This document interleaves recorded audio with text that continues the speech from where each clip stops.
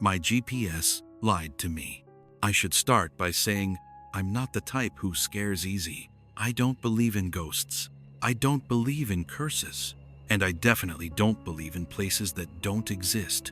At least, that's what I used to tell myself. Now I don't say much of anything after dark. Because no matter where I am in an airport, a rideshare, a different hotel in a different city, sometimes I catch a reflection of a hallway behind me. Not the one I'm in, the one I left. But I'll get there. This starts on a Thursday night. Late autumn, 9:17 p.m. Somewhere between exhaustion and the end of a business trip I should have declined. My flight had been delayed twice, then canceled, and the airline decided the best solution was to dump us in a rental car and send us 3 hours north to a conference hotel that, according to them, still had availability. My GPS disagreed.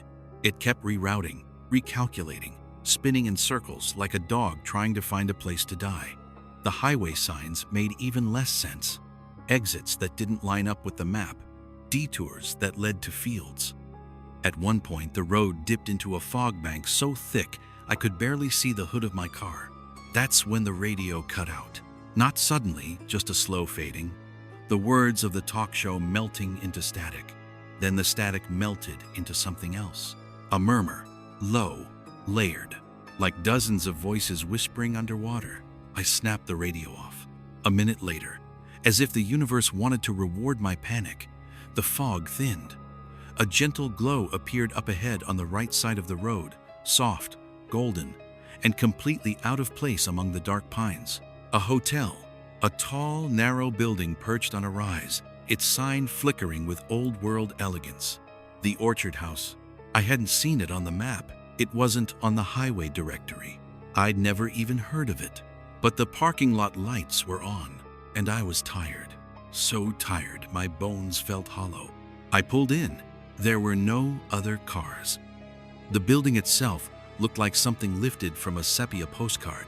Grand 1,920 facade, ornate stonework, tall windows framed in dark wood.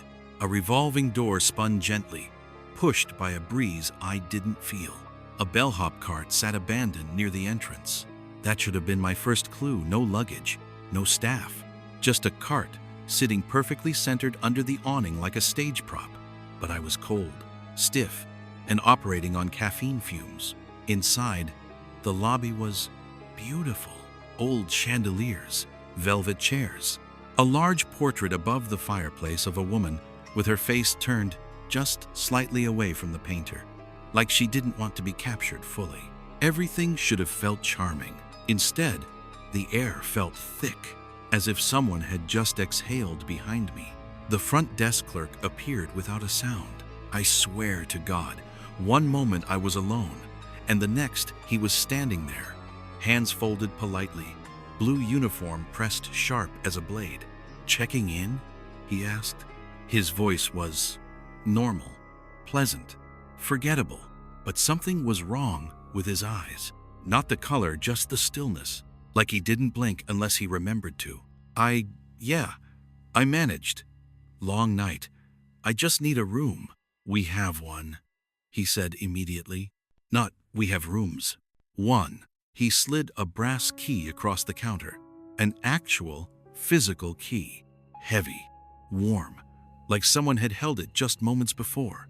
"Room 312, he said with a smile, too symmetrical to be human. "Third floor. Elevator is behind you." I turned. The elevator doors were already open. No ding, no movement, just waiting. "Do you have Wi-Fi?" I asked, turning back toward the clerk. But he was gone, just gone. No footsteps, no door closing, no sound. The desk was empty. A draft rolled through the lobby, stirring the velvet curtains. That was when I should have left. Driven until sunrise. Slept in the car. Done literally anything else. Instead, I stepped into the elevator. The doors shut immediately. No button push, no delay. The lift shuddered once and began moving up. But here's the thing. There were no floor lights, no numbers. Just darkness. The elevator hummed, slow and old, and I felt it climbing past floors, but too many floors.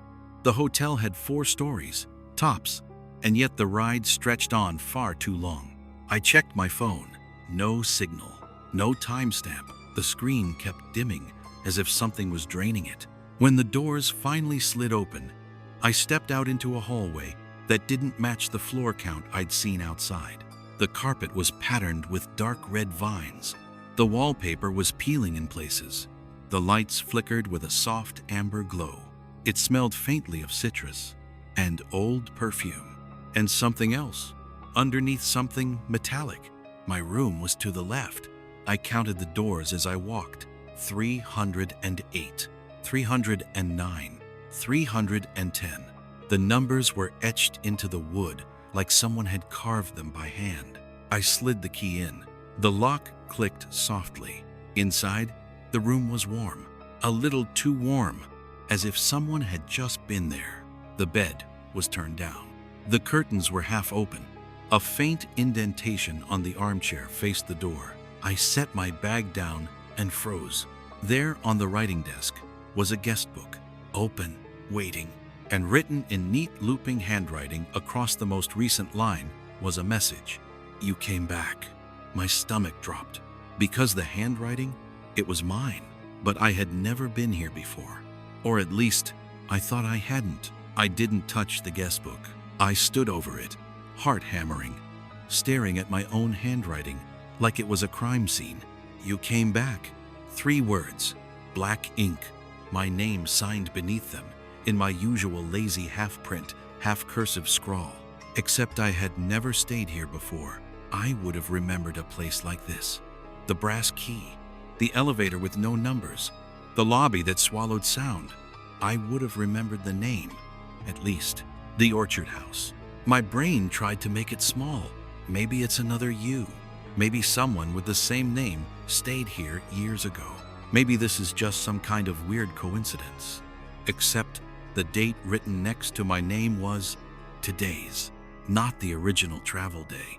Not some years-old entry. Today, I closed the guest book, gently, like it might bite. "Long day," I muttered to no one, because talking to myself felt safer than listening to the silence. Jet lag, stress, you read it wrong. I stepped into the bathroom, turned on the tap, and splashed cold water on my face until the shock of it anchored me back into my body. When I finally looked up, my reflection stared back from a slightly tarnished mirror. 30-something, dark circles, suit a little rumpled. Normal, human. Behind me, just for a second, I thought I saw someone standing in the room. A figure near the bed, tall, blurry around the edges. I spun around, heart in my throat. Nothing, just the door, the armchair, the lamp. My own suitcase slumped by the dresser like a body that had given up. I laughed, too loud, too sharp. "Okay, sleep. You need sleep." The clock on the nightstand read 10:06 p.m. in thin red digits. I dropped onto the bed fully clothed, intending to just rest my eyes, then maybe unpack. Maybe go back downstairs and ask the front desk about the reservation. The mattress dipped under my weight. It dipped again, very slightly, near my feet, like someone else had just sat down. I went perfectly still. The room's sounds sharpened the faint hum of the vents, the ticking of the old radiator in the corner, the pulse of blood in my ears. There was no one on the bed, just me, just exhaustion, just nerves. I lay back, stared at the ceiling. The plaster up there was cracked in faint spiderweb patterns, like something had pressed against it from the other side. I fell asleep eventually. It wasn't a peaceful sleep. It wasn't even sleep, so much as losing my grip on consciousness and dropping into dark water. I dreamed of corridors, endless hotel corridors, the patterned carpet sliding under my feet like a treadmill, doors lining the walls with their numbers half rubbed off. Every time I tried to read one, the digits wriggled away, all except one. 312. My door. This door. I'd pass it again and again, breathless, heart pounding, telling myself I should go in, I should open it, I should stay inside where it was safe. But every time I reached for the handle, someone on the other side would pull it just out of reach, not yanking, not slamming, just holding it, politely, like they were waiting for me to knock. At some point, I must have made a sound in real life, a whimper, a choked-off shout, because I woke up gasping, hand clenched in the sheets, heart pounding. The room was dark, not completely. A sliver of city light slipped through the curtains, sketching a pale line across the carpet. The digital clock on the nightstand glowed 3:12 a.m. Of course, 312. I told myself that was funny, a coincidence, the kind of thing I could text a friend about in the morning and make a joke out of. Then I heard it. Footsteps. Soft. Measured. Just outside the door. Wood creaked in the hallway, the way old boards do under weight. The sound moved from one side of the door frame to the other, stopping directly in front of my room. I held my breath. The footsteps stopped. For a long, long moment, there was nothing. Then, a light, polite knock. 3 times. I stared at the door. Every sensible part of me screamed hotel staff, wrong room, drunk guest, some kind of mix-up. But that knock, there was no hesitation in it. No heavy fist, no frantic pounding, just a gentle, practiced rhythm. The kind of knock you'd use on a door you already owned. Another 3 taps. "Housekeeping?" I called out. My voice sounded thin. No answer. "Front desk?" Silence poured in under the crack like cold air. After a long minute, I decided 2 things. 1, I wasn't opening that door. 2, I wasn't getting back to sleep. I grabbed my phone from the nightstand. No signal. Still, the battery icon was lower than it should have been, like something had been running in the background while I slept. Fine. I swung my legs off the bed, stood up, and crossed to the door, not to open it, just to look. The peephole was one of those older fisheye lenses that distorted everything. I pressed my eye to it anyway.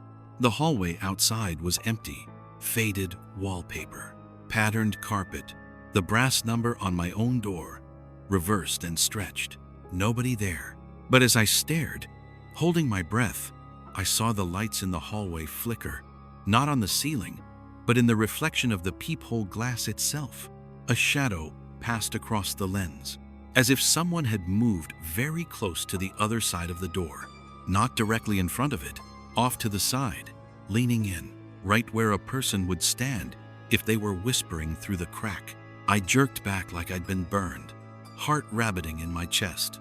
The air in the room felt different, thicker, like whatever had been outside was now pressing against the walls from every angle at once. I sat back on the bed, stared at the guest book on the desk. It was closed, but a sheet of paper had been tucked under it that I didn't remember seeing before. The corner stuck out just enough to be noticed. Every instinct screamed not to touch it. I got up anyway. The paper was hotel stationery. The Orchard House printed at the top in faded gold. In that same looping handwriting from the guest book, from "You came back," a new message had been written. Please do not invite them in. No signature, no explanation. Just that. Them, plural. A soft, distant rustle drifted through the vents then, like many people turning over in many beds at once. The Orchard House, I thought. Maybe it wasn't as empty as it looked. I didn't sleep again that night. I sat in the armchair, lights on, watching the door until the gray smear of dawn crept under the curtains. Nothing else happened. No more knocks, no footsteps, no whispers. By 7 a.m., Rational Brain had started rebuilding its excuses. Old building, noisy pipes, drafts, overactive imagination. Some other guest had knocked on the wrong door and wandered off. Simple. I showered, dressed, and decided I'd feel better once I'd seen the hotel in daylight. Sunlight always makes places smaller. At least, that's what I thought. The hallway outside my room looked different in the morning. Not brighter, just more detailed. I noticed cracks in the wallpaper I hadn't seen before. like thin branching veins, a faded pattern of pears and leaves orchard. My brain supplied, unhelpfully, that had been mostly worn away. There were more doors than I remembered, too. Last night, I'd counted maybe 6 between the elevator and my room. Now, as I walked toward the elevator, passing 314, 316, 318, it felt like the hallway stretched a little too long, like the hotel had more rooms when it was awake. I passed a maid's cart parked halfway down. Old wooden shelves, neatly folded towels, glass bottles of cleaning solution with no labels. On the top shelf sat a small metal sign facing away from me. I don't know why I did it.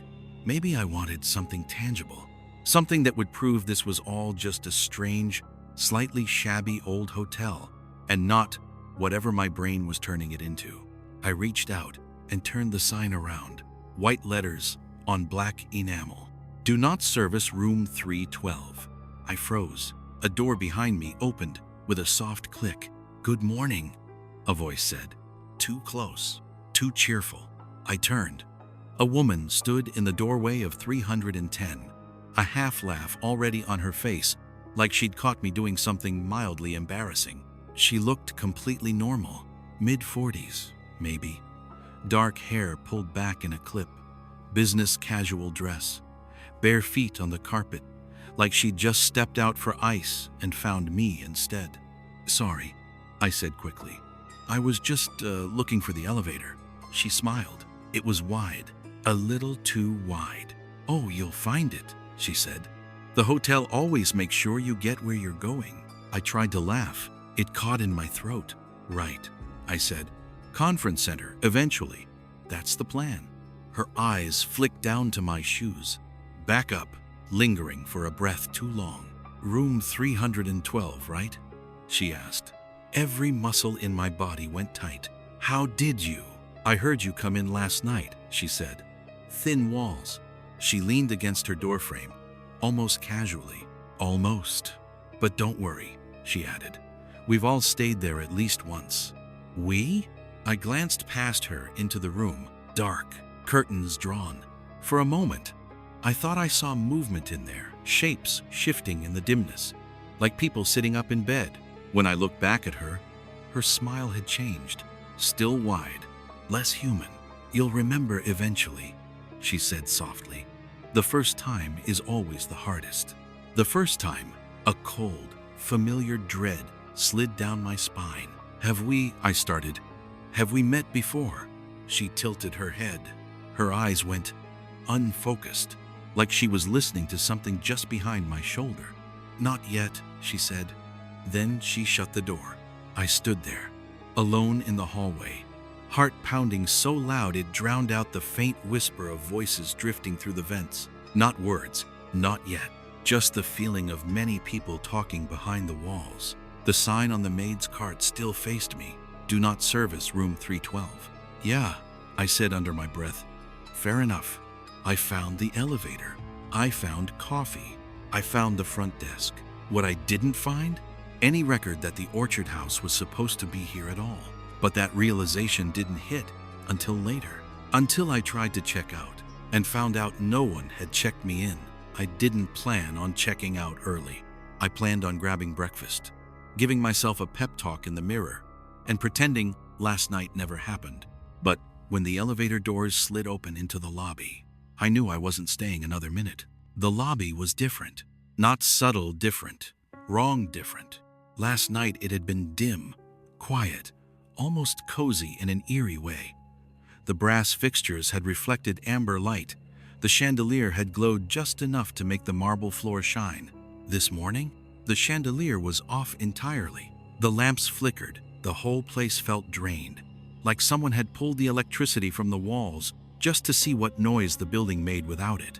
The front desk looked abandoned in a way it hadn't before. No soft music, no receptionist typing quietly. Just a stack of old brochures curling at the edges and a bell that looked too tarnished to ring. Behind the desk, the big guest ledger lay open, and I realized I could see today's date, but I couldn't see a single other one. All previous pages had been torn out, cleanly, Deliberately. Only today remained. One handwritten entry in thick black ink. My name, room 312. The same handwriting as the note in my room. A chill swept over me. Someone behind me cleared their throat. I turned so fast my neck cracked. A bellhop stood near the elevator, thin, pale, wearing one of those old 1920 seconds uniforms with brass buttons. His cap sat slightly crooked on his head, as if placed there by someone who'd never worn a hat before. He smiled. It didn't reach his eyes. It didn't come from his eyes. "Checking out, sir." His voice was soft, polite, old-fashioned. "Yes," I said. Something came up. Need to get going." His smile deepened. "Of course you do." He stepped closer, his shoes whispering across the floor. "Most guests remember eventually. I'm not. I've never been here before." My voice shook more than I wanted it to. "This is my first time." His head tilted very slowly. "Is it?" He positioned himself between me and the exit without ever seeming to move his feet. I stepped back. The lobby air felt wrong, humid, like someone breathing close to my ear. "Look," I said, raising a hand. "I just need my receipt, and then I'll go." He blinked, almost surprised. "Receipt?" "Yes." I forced a stiff laugh. "For my company. Expense report, you know? They won't reimburse me without." "There are no receipts," he said. It was said gently, like a parent correcting a child. "No receipts," he repeated. "Not for here. I paid online." "No," he said. "You didn't." I opened my mouth, then closed it. I suddenly couldn't remember entering my card. Couldn't remember the booking form. Couldn't remember which website I'd even used. All I remembered was blinking at the highway signs. Exhausted, needing a bed, seeing the Orchard House next exit, and turning my wheel. I swallowed. "I'll pay now then. Cash, whatever you want. I just want to leave." The bellhop's smile widened just a fraction too far. "You already paid." I didn't like the way he said that. "What do you mean?" "You paid," he repeated softly. "When you came back." Cold swept through me in a wave. Came back. Those words from the guest book slammed into my brain like a punch. "You came back." My throat tightened. "Look," I whispered. "I'm leaving. Now. Please move." He lowered his eyes. "Don't say please," he murmured. "They hear that word. They..." The corridor behind me groaned, wood flexing under weight. Soft and deliberate, like many feet shifting at once. I didn't look. Couldn't. "Sir," the bellhop said, "if you try to walk out..." I bolted. Straight for the glass double doors. Straight for daylight. Straight for escape. My shoes thundered across the marble, breath ripping in and out of my chest. I grabbed the door handle. Cold metal. Real. Here. Human. I yanked, and the world outside was wrong.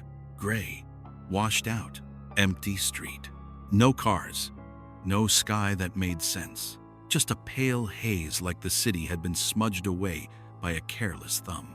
A corridor of nothing. My stomach lurched. Behind me, the bellhop spoke mildly. "Sir, the hotel only opens onto places you've been."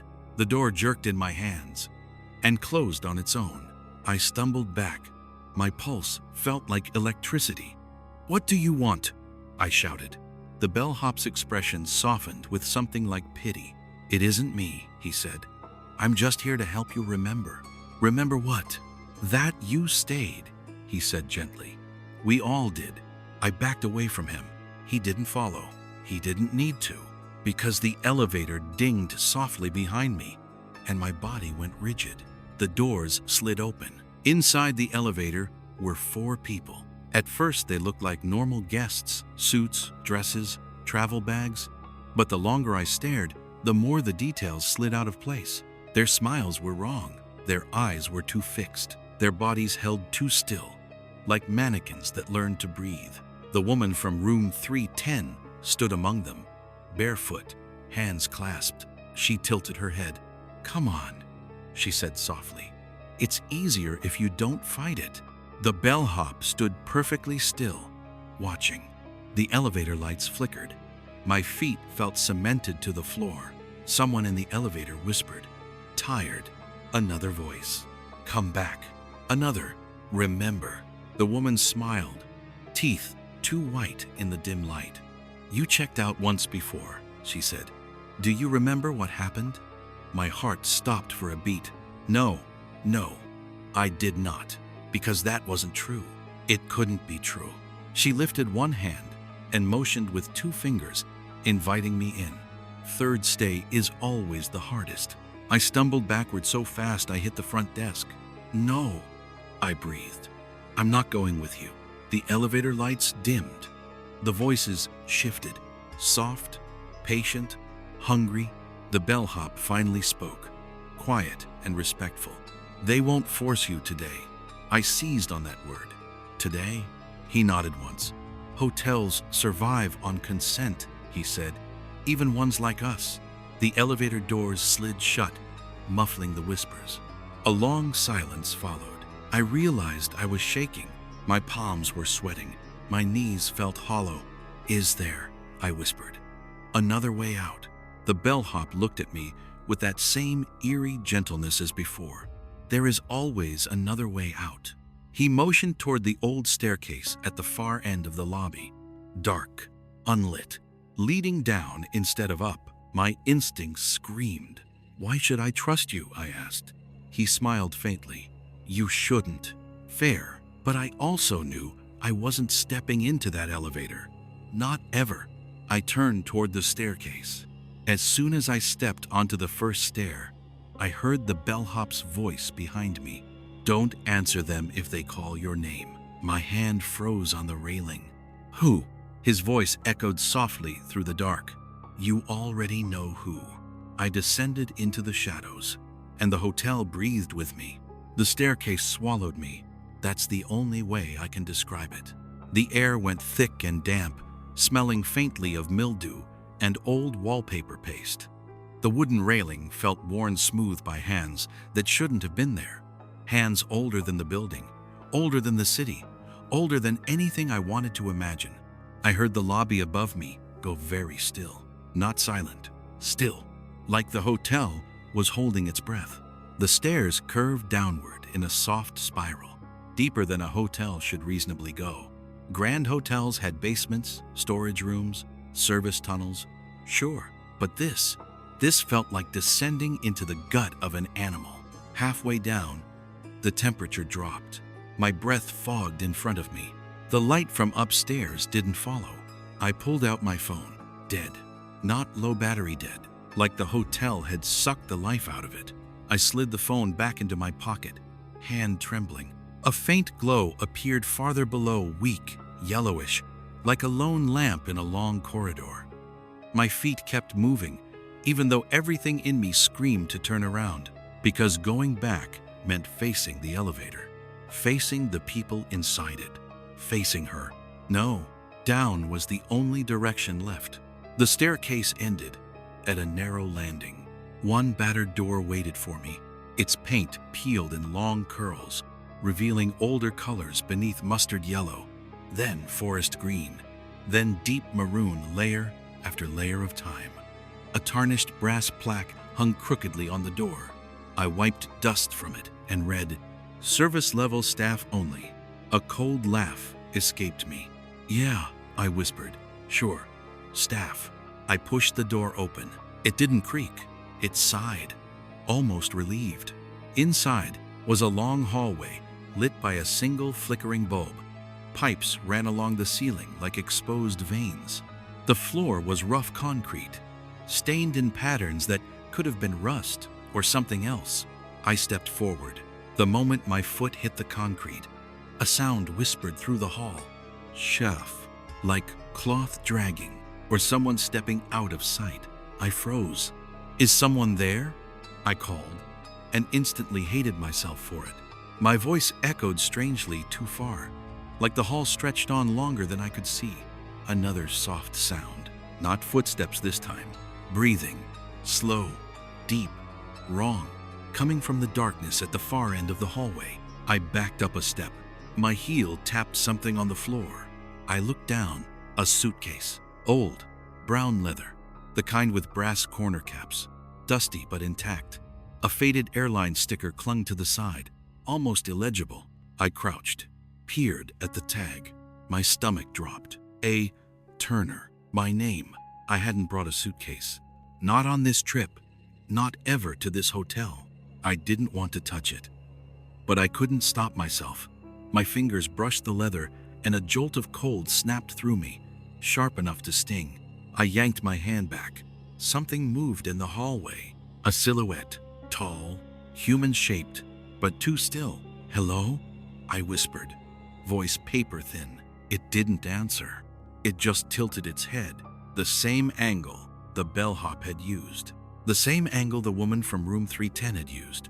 The same angle.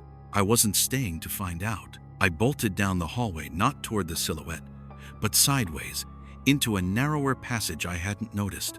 The walls pressed close around me. I smelled dust, mold, old perfume.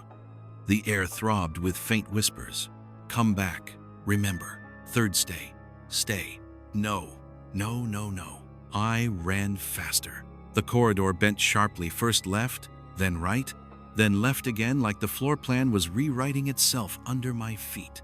My footsteps echoed, duplicating into a dozen versions of themselves. Like the hotel was practicing my sound. A light flickered ahead. I sprinted toward it. As I reached the end of the corridor, a door slammed open from the other side hard enough that the frame cracked. The bellhop stood there, breathing hard, uniform askew, eyes wild. He grabbed my arm. "You shouldn't be down here." I wrenched back. "You told me." "I told you not to answer them." His voice shook. "Not to come to them." "I didn't. There was something in the hallway. There always is." His grip tightened. "You need to get out. Finally something we agree on." "No," he whispered urgently. "Not just the hotel. Out. Out." "Where?" I asked, breath shallow. He blinked, and for the first time, the bellhop looked afraid. "Out of the city," he said. "Out of anywhere she can rebuild herself." My blood iced. "Rebuild?" He nodded. "The orchard house doesn't stay in one place," he said. "It finds its guests. The ones who stayed. The ones who tried to leave. The ones who forgot." I stared at him. "You said this was my second time." "Your third," he corrected softly. "You just don't remember the first two." A far, distant sound echoed through the hallway. Elevator doors. Opening. Slowly. Deliberately. A chorus of voices drifted down through the stairwell. "Come back. We remember you." A Turner. The bellhop's eyes widened. "She's coming." He shoved me backward through the door, into a narrow service alley behind the hotel. The cold night slapped my face. The smell of wet asphalt hit me like a rebirth. "Go," he hissed. "Before she notices the door is open." I stumbled into the alley, turned back once.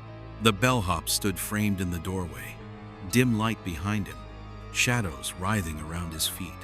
"Why are you helping me?" I shouted. He smiled. It was the saddest smile I've ever seen. "I didn't get out in time," he said. Then, the door slammed shut, hard, like something pulled it closed. I ran. I didn't stop running until the hotel was a distant shape behind me, until I reached my car, until I was miles away, hours away, cities away. I drove until sunrise, and I didn't look in the rearview mirror once. Chapter 5. The Places She Follows. I didn't go home. Home felt too close, too reachable. I checked into a nondescript motel on the outskirts of a town whose name I didn't bother reading twice. Fluorescent lights, stained carpets, the kind of place you forget the moment you leave. Perfect. I collapsed onto the bed, shoes still on, heart still thundering. I slept for 13 hours. When I woke, sunlight streamed through the blinds. Normal sunlight. Human sunlight. I almost cried with relief. A new day. A real day. No whispers. No elevator dings. No fifth-floor voices calling my name. I showered, shaved, breathed. I checked my phone now inexplicably charged. Emails, texts, missed calls, normal life waiting for me. I allowed myself to believe, for one fragile moment, that I had escaped, until I grabbed the motel notepad to scribble a reminder and saw the logo at the top, a hotel logo, Orchard House. Below it, in handwritten script, "Welcome back, Mr. Turner. Room 312 awaits." And in the reflection of the TV screen across the room, just for a heartbeat, I saw a second figure standing behind me, tilting its head, smiling with someone else's smile.